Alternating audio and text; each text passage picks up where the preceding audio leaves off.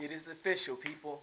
At 11:04, I think it was 11:05 Eastern time, Troy Davis was put to death by lethal injection. I knew it was going to happen. I predicted it when it all first started. From Monday, Tuesday to Wednesday, I knew they was not going to spare that brother's life. I knew that. Why? Because I know that there's no way in the world they going to let us know that we have any kind of justice coming. They can't afford to let they. I'm put it like this. They had to kill him, and the reason why they had to kill him, because it would have changed the whole dynamics of the death row system if they would have spared that brother's life. It would have gave all brothers hope that's sitting on death row. It would have changed the whole scenario of the whole situation. They had to kill him. There's no way in the world they're going to let black people think they have an equal justice. They will always throw it in your face that you do not have equal justice. They're always going to let you know that. And that's the reason why they killed that man by lethal injection at 11:05 Eastern time, because there's no way in the world they was going to let him live. They had to be politically right. They had to say that they made the right decision, because there's no way in the world they was going to recant.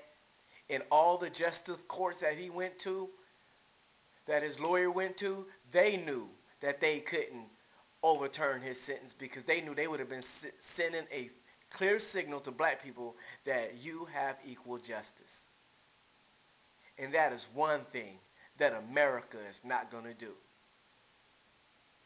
Just like America's never going to own up to all their murders and how they go into the Middle East and kill off other people's presidents and leaders and say they was monglers and they was killers of their own people and they were savages and everything, but never owned up to none of the murders they committed. Never was brought to justice for their war crimes, for their slave crimes, for their crimes of injustice. They was never brought to it. Never brought to the point where they would have to have their day in court. They hung that man, Saddam Hussein or whatever his name is, in his own country in front of his own people and called him a murderer. You do have no, I can't even speak right. This is so upsetting to me, but it's not surprising to me, because as an intelligent black man, I know better than this. And that's why I say black people, stop being naive. Stop being naive and thinking that racism is dead. This is your proof that it is still very alive, and you know where your level is at in American society. And that's the reason why they killed him, to send a clear message that this is your level of justice. That's the reason why they killed Troy Davis, because they cannot send a signal that we have any justice. That's the reason why they did it. Because they're murderers. Been murderers since the beginning and will be murderers until the end. But we all know America will be fall. It's all been predicted. America will fall. And we know, as like you say, people say, well, he deserved it. He did. You had 7 people that said that cops made them say that he was the man they did. They had no gun, no evidence, no fingerprints, no DNA, no nothing. They murdered that man. They had no right to kill that brother, but they did it.